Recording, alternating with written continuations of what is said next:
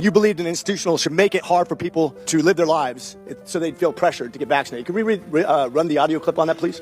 You think can be done about it? I have to say that I don't see a big solution other than some sort of mandatory vaccination. I know federal officials don't like to use that term. Once people feel empowered and protected legally, you are going to have schools, universities, and colleges are going to say, you want to come to this college, buddy? You're going to get vaccinated. Lady, you're going to get vaccinated. Yeah. Big corporations like Amazon and Facebook and all of those others are going to say, you want to work for us, you get vaccinated.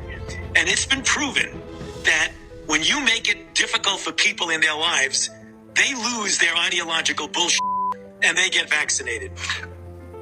Thank you. Are all objections to COVID vaccinations ideological bullshit, Dr. Fauci?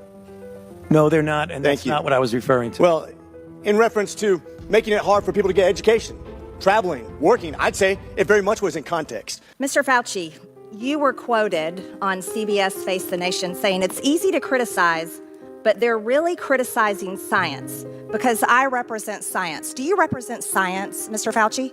I am a scientist who uses the scientific method to gain information. Yes, you said you represent science. Do you represent science, Mr. Fauci? Yes or no? Yes or no? No, that's not a yes or no Yes, answer. it's a yes or no. I don't think it is. Okay, well, we'll take that as you don't know what you represent. But let's also talk a little bit further about the type of science that you represent.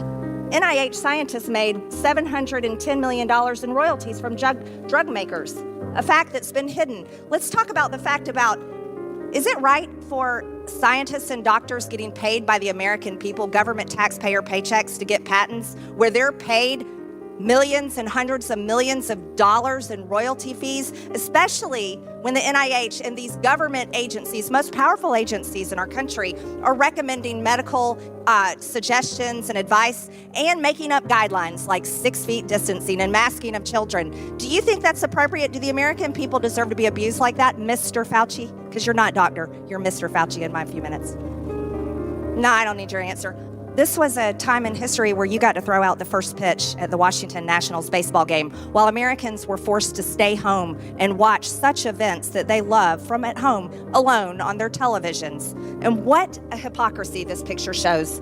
Here you are without your mask, with empty seats everywhere. Remember the cardboard cutout fans? That was one of the most insulting things to Americans, having to watch the games from home where you got to go and enjoy the game and sit right next to people not following the 6 feet of distancing, not wearing your mask, and everyone else was forced to stay home and stop enjoying life. And your science here, your science is displayed perfectly in this where children in school were put in plastic bubbles because of your science, your repulsive, evil science. And let's go back to your very own email. You said earlier you don't use email. Oh, you do.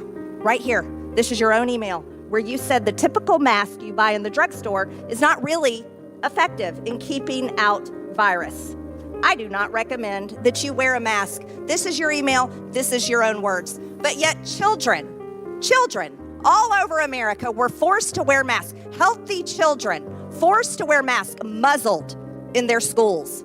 And then they were forced to learn from home because of your so-called science and your medical suggestions, while you and all your cronies get paid from Big Pharma. You know what this committee should be doing? We should be recommending you to be prosecuted. We should be writing a criminal referral because you should be prosecuted for crimes against humanity. You belong in prison, Dr. Fauci. 사랑의 백신 함께 나눠요. 백신 우리의 미래 우리의 행복 주님의 사랑 함께 누려요. 모두 함께 사랑을 나눠요. 희망을 나눠요. 기쁨을 나눠요. 백신을 나눠요. 주님 사랑을 전하는 백신 나눔 우리 모두 함께해요. 백신 나눔 함께해요. 백신 나눠요.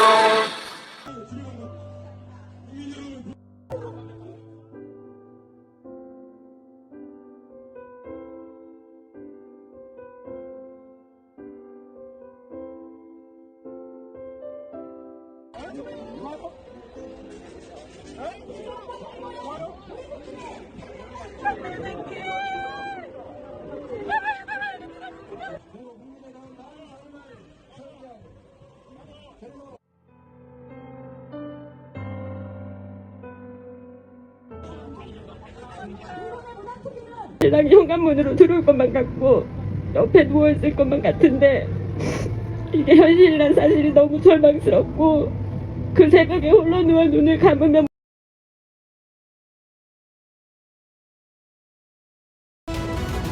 We've all noticed that there seems to be more tragic stories every day of young people, especially young men, dropping dead.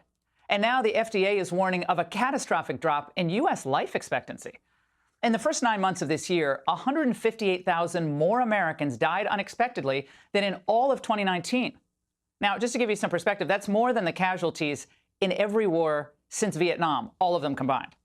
Now, actuarial reports that young people are being disproportionately affected here. Mortality was 26% higher among insured 35 to 44-year-olds and 19% higher for 25 to 34-year-olds. This is overall deaths, of course, have dropped 84% since 2021. Now, I think people see these numbers, Dr. Corey, and they might blame fentanyl or drugs or unknown heart problems, even in young athletes. People say that they're not uncommon. It's happened in years prior. So could this explain all these deaths? No, absolutely not. I mean, if you take a close look at the numbers, and the life insurance industry, the actuaries have done this. It's the timing. You know, fentanyl didn't just explode on the scene in 2021. Global warming or obesity or diabetes or deaths of despair. I mean, the timing is really inarguable. I mean, we have to answer the question, why are the healthiest elements of society, these are young, employed folks with life insurance, suddenly started dying at rates we've never seen before in 2021, and it continues. And so we're left with the question, what happened in the American workplace in 2021 that led to this unprecedented rate of death? And the challenge here, Laura, is we're trying to ask the question. We wrote that op-ed trying to put that data out there. We need our government to function. Public health, one of their main objectives or responsibilities is to collect this data to inform us so that we can, enact policies. And I don't see an organized effort to trying to answer the question why young people are dying so much. I mean, we're seeing these rises, these sudden rises in traditionally healthy sectors of society. We've never seen dying at this rate. I mean, unless we send all our young people to war, you can't explain why so many young people are dying. And, we need our governments to function. And here's the thing. I have a private practice. I specialize in COVID care, not only acute, but I specialize in long COVID and long vax. Long vax is the chronic illness that's triggered by the vaccine. It's way more common than long COVID. And I have thousands of patients that are decimated. Their health is disturbed. This is not the dead, right? That op-ed, we talked about the dying, but, theirs has exploded since the outset of the campaign. Why are we not asking questions? All we've seen our government do and these agencies is ignore it and dismiss it. Well, I mean, just to the layman watching this and hearing about this, like with so much else that happened in the last few years, it sounds like a cover-up. And, that's why they rushed out to condemn people like you, and it was all misinformation and disinformation, and they went after me for the hydroxychloroquine. I mean, it was just never-ending assault on anyone who asked questions. But my simple question to you is, are you seeing incidents of individuals who have compromised immunity and other problems that you believe are directly related to multiple COVID-19 shots? There's not even a question that is occurring. I mean, there's really good science to explain why that's occurring. I'm seeing it clinically in my practice.